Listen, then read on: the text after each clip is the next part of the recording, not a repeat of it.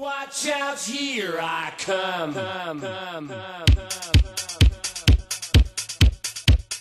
Watch out, here I come.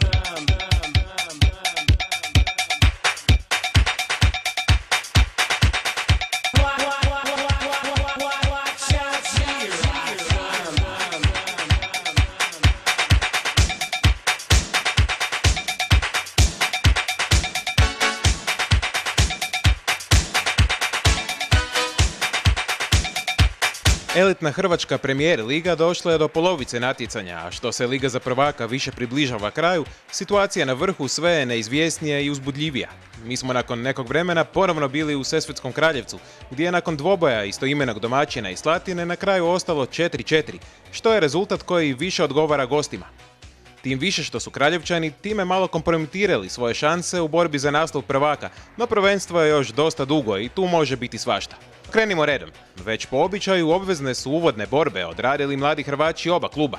Sudeći prema viđenom, jedni i drugi imaju zalog za svjetlu budućnost. Dvorana je ponovno bila lijepo ispunjena. 200-tinjak ljubitelja hrvanja došlo je vidjeti što im Kraljevčani i gosti iz Slatine imaju za ponuditi.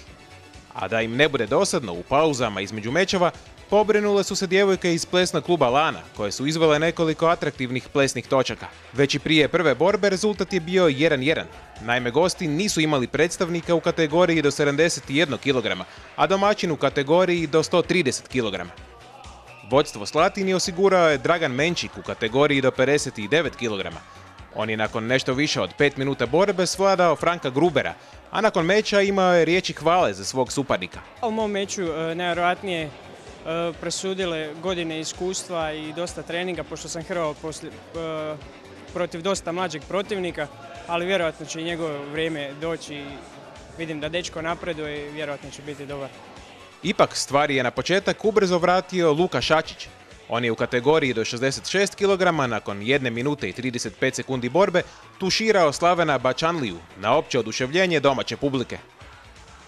Najkraća borba dana bila je ona u kategoriji do 75 kg. Danijelu Janečiću bilo je potrebno samo 35 sekundi da Sesvetskom Kraljevcu donese prednost, pa ispada da je više problema imao s izgovorom prezimena svog suparnika nego na strunjači.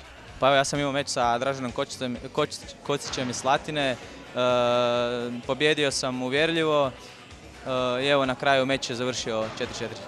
I upravo zbog toga što je na kraju meč završio neodlučenim ishodom, Danijelova sreća nije bila potpuna. Zadovoljni smo, ali prokockali smo ipak priliku da pobjedimo meč i da budemo prvi na ljestvici sad na kraju ove polusezone naše Hrvačke lige. S druge strane, Hrvaći Slatine bili su presretni konačnim rezultatom, zahvaljujući kojem su pobjegli iz dna ljestvice. Čak smo i prezadovoljni, nismo očekivali ovakav rezultat neriješeno, ali evo igrom slučaja njihov jedan Hrvat se ozlijedio i tu smo izvukli neriješeno, zadovoljni smo. Ozljeda o kojoj Menčik govori dogodila se naime u posljednjem dvoboju dana u kategoriji do 98 kg. Tomislav Mičuda krivo je stao, izvrnuo zglob, pa je morao predati borbu Mateju Jelaviću. Potvrdu pobjede domaćinu pri vodstvu od 4:1 mogao je donijeti i Stipo Kopljar u kategoriji do 85 kg.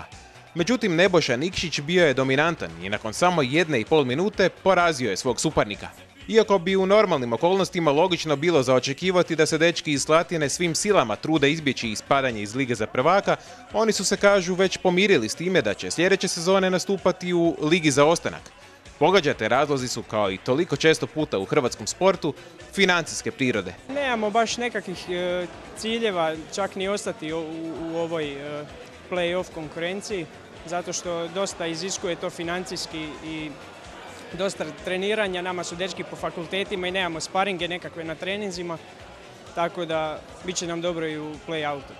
Usprkos izgubljenom bodu, Kraljevčani ne odustaju od borbe za naslov državnog prvaka i najavljuju žestoku i dramatičnu bitku sa svojim najvećim suparnicima u drugom dijelu doigravanja za prvaka. Mi znači konkuriramo sad sigurno za prvaka i borit ćemo se do kraja, sad ćemo se još jače i bolje pripremiti pa ćemo vidjeti. Eto, na jesen šta će biti. Najveći konkurent sigurno je iz Petrinje, Hrvatski klub Petrinja. Oni su najveći konkurenti i eto sad bit će to utrka do samog kraja neizvjesno. A da će biti vrlo neizvjesno, slažu se i dečki iz Slatine. Ne mogu baš biti siguran ovoga. dosta su konkurencija je jaka, čak u 3 ekipe, tako vidjet ćemo do kraja, sve je neizvjesno. Drugi susreti petog kola na rasporedu su bili još 3 tjedna ranije. Vodeća Petrinja slavila je novu pobjedu. U Varaždinu su stvarali Vindiju sa 6-2. Još jedan pretendent na titulu, Sesvete, slavile su u Zagrebu kod Like s 5-3. Petrinja je i dalje vodeća i prvi favorit za naslov, a u borbi su još i Sesvetski Kraljevec i Sesvete. Nakon njih slijede Vindija i Slatina, dok je Lika sada posljednja. A da osim sportskog umijeća imaju i veliko srce, Hrvaći su pokazali i ovom prilikom. Kraljevčani su naime pokrenuli akciju pomoći žrtvama poplavama pogođenih područja u Slavoniji. Cilj te akcije bio da prikupimo određena financijska sredstva, nakon čega ćemo kupiti potrebne stvari koje ćemo osobno odnesti u poplavom uništena područja. I evo, to je kao jedan prilog od našeg kluba, nešto najmanje što smo mogli napraviti za te ljude koji su trenutno pogođeni velikom katastrofom. I nije to prvi put da taj klub pomaže unesrećenima. Dapače, njihovi članovi čine to tijekom cijele godine. Pokušavamo se maksimalno uključiti u što više humanitarnih događanja, što pojedinačno, znači pojedinci u klubu koji volontiraju u raznim udrugama, što evo, na klubskom nivou. Dečki, svaka čast. U domaćem prvenstvu sada slijedi ljetna stanka, a borba za naslov i nova uzbuđenja nastavljaju se na jesen. Pozdravljamo vas do sljedećeg druženja s domaćim Hrvaćima.